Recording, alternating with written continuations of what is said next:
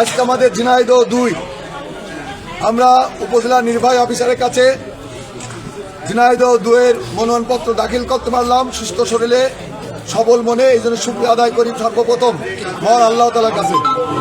আমরা সর্বপ্রথম মহান সৃষ্টিকর্তার কাছে দোয়া প্রার্থনা করছি। আমাদের প্রিয় নেত্রী দেশ নেত্রী বেগম খালেদা জিয়া অত্যন্ত অসুস্থ অবস্থায় আছেন, আল্লাহ যেন ওনাকে সুস্থ করেন। এই জন্য আপনাদের কাছে দোয়া প্রার্থনা করছি। পাশাপাশি আমরা বাড়ি ফিরে যে আমাদের মুরব্বীদের কাছে দোয়া চাবো, আমরা সবাই দোয়া করবো আমাদের নেত্রীর জন্য। আমরা শুকরিয়া আদায় করি আগামী দিনের বাংলাদেশ, নতুন বাংলাদেশের যিনি স্বপ্নদ্রষ্টা, আমাদের দলের ভারপ্রাপ্ত চেয়ারম্যান জনাব তারেক রহমান সুস্থ শরীরে 17 বছর পরে আমাদের মাঝে ফিরেছে। এই জন্য আমরা মহান রব্বুল আলমের কাছে আমরা শুকরিয়া আদায় করি।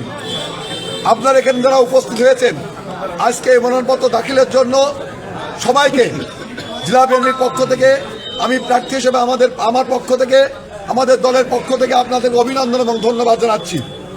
সম্মানিত সাংবাদিক ভাইরা, সম্মানিত নেতৃবৃন্দ, আজকের এই আনুষ্ঠানিকতার মধ্য দিয়ে আগামী জাতীয় সংসদ নির্বাচনের পদযাত্রা আনুষ্ঠানিকভাবে শুরু হলো। আপনাদের অনুরোধ, আপনারা ঠান্ডা মাথায় প্রত্যেকটা ভোটারের কাছে যে প্রত্যেকটা ভোটারের দাঁড়ে দাঁড়ে যে আপনারা ভোট প্রার্থনা করবেন।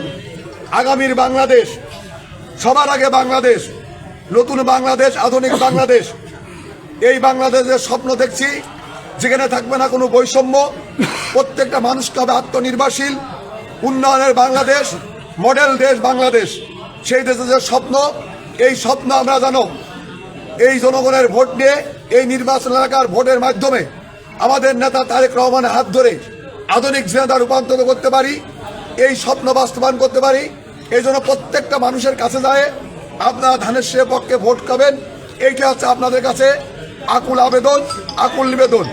আমরা সবাইকে নিয়ে দেশ গড়তে চাই, আমরা সবাইকে নিয়ে আগামী বাংলাদেশ গড়তে চাই।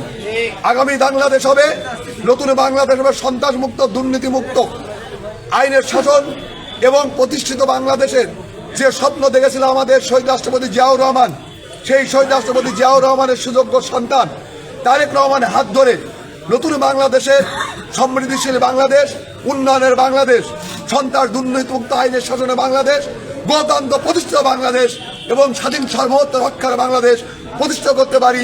এই অঙ্গীকারই আমাদের অঙ্গীকার। সেই অঙ্গীকার নিয়ে, সেই অঙ্গীকারের বার্তা নিয়ে প্রত্যেকের ভোটারের কাছে যাবেন। এই অনুরোধ রেখে, আবেদন রেখে সাংবাদিক ভাইদেরকে ধন্যবাদ জানিয়ে, আজকে যারা এখানে উপস্থিত হয়েছেন সবাইকে ধন্যবাদ জানিয়ে আমি আমার কথা শেষ করছি। শহীদ জামরক, খালেদা জিয়া জিন্দাবাদ, তারেক অহংকার, তারেক রহমান জিন্দাবাদ। সবাইকে ধন্যবাদ।